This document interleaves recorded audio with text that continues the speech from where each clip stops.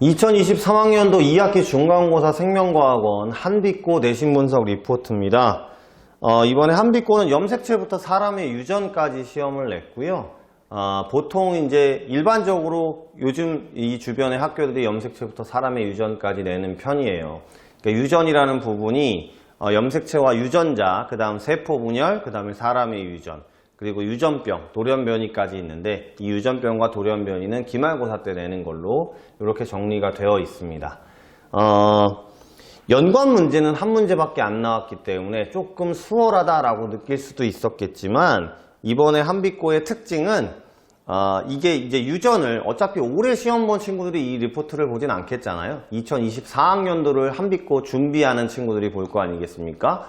유전을 하나도 모르는 친구들은 유전 공부를 좀 한 다음에 이 리포트를 보시면 제가 무슨 말씀을 드리는지 명확하게 아실 거고요.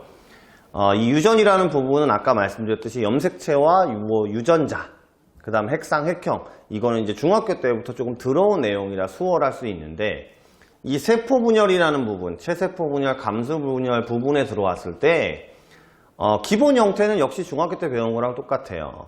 뭐 간기, 전기, 중기, 후기, 말기 이렇게 있고 뭐 세포가 변형되면서 염색체가 이동하면서 그림, 그래프 뭐 이런 거는 기초입니다. 이제 기본 형태의 문제는 요즘에는 그게 이슈가 되는 거거든요.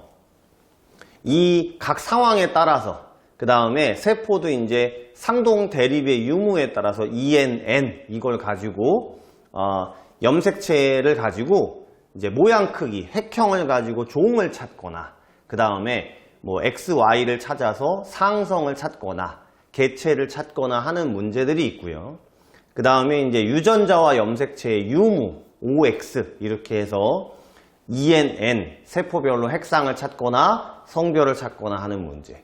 그 다음에 유전자의 DNA 상대량을 0, 1, 2, 4 이렇게 숫자로 해서 감수분열 과정에서 그걸 매치업시키거나 역시나 뭐 성별을 찾는 문제, 이런 형태들이 이제 좀 복잡하게 미지수화돼서 나오거든요. 요게 이제 세포분열에서 좀 어려운 킬러로서의 작용을 하는데 이번 한빛고는 그 감수분열에서 미지수를 놓고 찾는 문제가 4문항이 출제가 돼요. 그러니까 저 같은 경우는 학원에서 그런 형태의 문제들을 약 7개의 형태로 나눠서 약 100문항 정도를 풀립니다만 그걸 잘 따라온 친구들은 또 가져갈 수 있는데 아무래도 문항수가 25문항 정도 나온다고 치면 50분이면 한 문제당 2분 꼴이거든요. 이게 본능적으로 체화되어 있지 않으면 한 문항당 2분 내에 풀기가 굉장히 어렵습니다. 이 미지수에 대해서도 뭔지 모르기 때문에. 그렇죠? 그래서 시간적으로 좀 어렵다라고 느껴지는 학생들이 많았을 걸로 보입니다만 역시나 학생들이 준비를 잘 했죠. 그렇죠? 그래서 지금 이번 시험은 100점이 6명.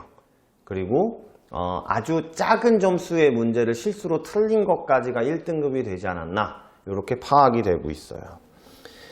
수능 특강이나 고3 모의고사에서 골고루 변형이 되어 있었기 때문에 그렇다고 해서 막 고난이도의 문제, 막 시간이 엄청나게 오래 걸리고 연관이 복잡하게 많고 경우의 수를 엄청 따져야 되는 이런 문제가 출제되진 않았습니다.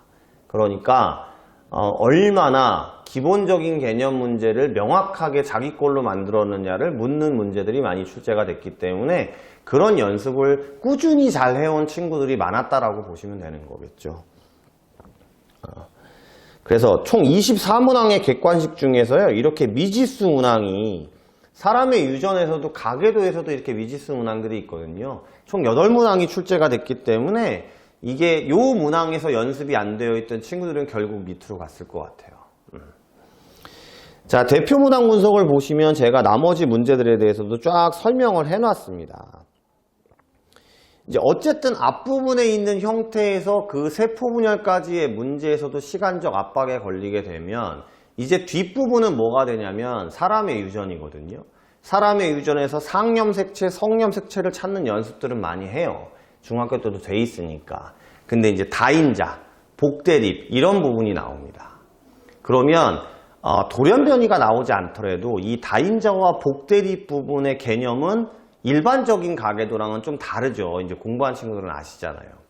그 부분에서 이제 연관이 없더라도 내가 이거를 빨리빨리 문제를 딱 파악해서 아 이건 다인자고 아 이건 복대립이니까 이렇게 풀어야 돼. 이런 연습이 되어 있어야 되거든요. 그러니까 2024학년도를 준비하기 위해서 보는 친구들은 수능 기출이나 학평 기출이나 수능 특강에 있는 고난이도를 푸는 게 중요한 건 아닌 것 같아요. 한비꼬는 2점짜리 문제나 그런 형태의 문제들을 내가 계속적으로 반복해서 풀면서 아, 이 문제가 나오면 이건 다인자니까 이렇게 풀어야 돼. 아, 이런 형태의 문제가 나오면 이거는 내가 이런 식으로 풀어야 돼. 이거를 스킬을 급하게 외워서 푸는 게 아니라 체화가 돼 있어야 된다는 거. 아까 말씀드렸지만 연관 문제는 한 문제가 나왔어요. 그래서 혹시나 시험지를 준비해서 보실 수 있는 친구들은 물론 학원에 다니면 제가 제공을 하겠습니다만 23번 같은 경우는 다인자랑 복대립이 같이 있는 문제였고요. 그 다음에 24번은 대립 유전자 수를 가지고 형질을 비교하는 건데 연관도 들어가 있기 때문에 결국 이 마지막 두 문제, 그 두 문제 싸움이 되지 않았나 이렇게 생각이 드는 이번 시험이었다고 볼 수 있습니다.